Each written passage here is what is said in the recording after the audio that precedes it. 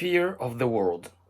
The dangerous idea that is making people isolate themselves in a way that is not healthy for them, is not healthy for others, and it's not going to solve the problems that they think it's going to solve. This is the 18th video, if I'm not wrong, on this season, dealing with yourself. And it's one of those complicated videos, one of those difficult videos, because it touches where we don't want to be touched, in the wounds that we don't want to revolve, and it goes to topics that we are uncomfortable with.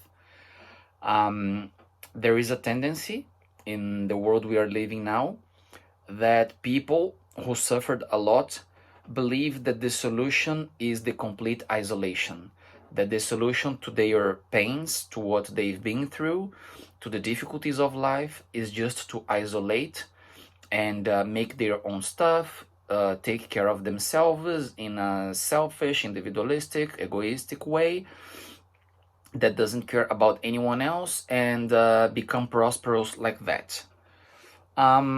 It would be very easy to show the problem of doing that by only asking the question, okay, let's suppose you manage to do your stuff. Now what? You conquer what you are planning to conquer, and now what? And the more people answer you this question, the more you ask them, and now what? And now what? And they are going to feel somehow suffocated or threatened, or in a no way out situation if you keep on asking them, now what? And why is that? Because there is a moment in which you have no more answer to this question, and now what? And when you think that isolating and doing only your stuff and taking care of yourself is going to solve your problems, what you are doing, in fact, is masking your fear of the world by ways of, I'm going to do something else, I'm going to take care of myself, I make my money, I pay my bills, I do whatever I want, and I'm great with that. And I'm not sure if you're great with that. I'm not sure how great you can be with that, how good you can feel about it. Because at the end of the day, if it's really what you want, if it's really what you think it's better for you, you are not going to be so worried about bragging about it. You are not going to be so worried about showing everyone and telling to the four winds and with plain lungs, I am going to do my stuff and just take care of myself, and I don't give a damn to the rest of the world. Showing so much bitterness, so much resentment, so much disappointment with the world. What happens when these kind of people close themselves in themselves deliberately, they decidedly do it, I want to close myself and I want to just do that, and it's not something that they naturally always did, that it was always part of them. What these people are doing is they are hurting themselves. They are inflicting pain to themselves, but they forgive themselves because it's no one else. It's them doing to themselves. If it's someone else, then it's a problem. Then they blame these people. But if it's them inflicting themselves pain, it's okay. And this is what happens when this kind of isolation comes. When people decide, I'm going to be alone, I'm going to be on my own, and I'm not going to look for relationships anymore, friends anymore. I'm not going to try to get to know people better and get new acquaintances or explore the world or anything like that. I would just do my stuff and get by life, and yeah, that's it. These people, in fact, they are afraid of life. They have a lot of fear in their hearts, and they have been deceived, maybe many times, maybe not so many times, but very bad ones, very bad times, very painful ones. They went through things that maybe were too much for them. or to their sensitivity. Maybe it was not something that you or me would take as very big, very important, very deep, but it affected them deeply, strongly, and in a way that maybe cannot be healed. And the result of that, the revenge against that, the answer that they find to this problem is to isolate themselves, to close themselves in their shell and protect themselves from reality, because like this they believe that they're not going to go through pain, suffering, or anything like that, which somehow is what life is all about. It's not that life is only suffering and pain and this kind of stuff. I don't want to go through that path here, but it is part of life to suffer, to have pain, to have difficulties, and so on. And when you decide that you want to avoid that by means of closing yourself, by means of deleting the world, so to say, and being as isolated as you can, all you are doing is poisoning more and more your soul. You are becoming less and less human and less yourself.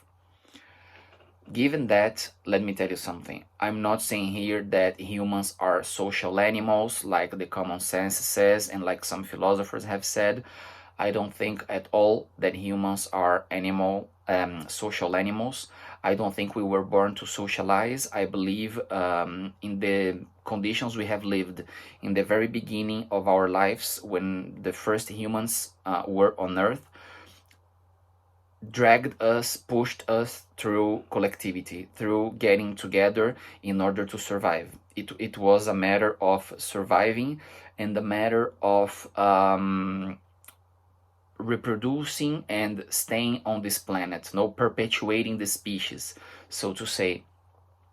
Not having this need, not having this urge, this emergency, I am not sure whether humans would always gather and stick together and live collectively and so on.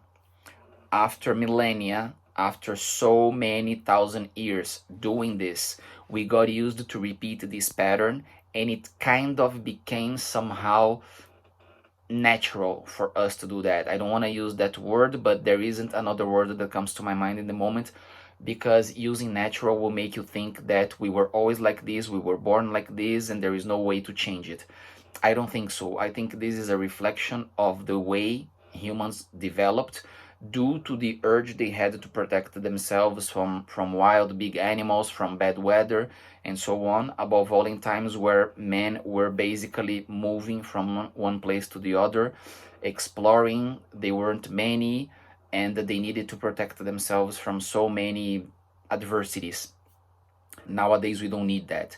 If humanity would start now in the conditions that we have now, not needing to get together to survive against animals, bad weather, seasons where maybe you are going to get less food or something like this, lack of water and so on, I'm not sure whether we would be so collective and gregarious. I think that we have some kind of capacity or some kind of way of being on our own, or isolated, or dedicated to a life of thought, contemplation, and so on.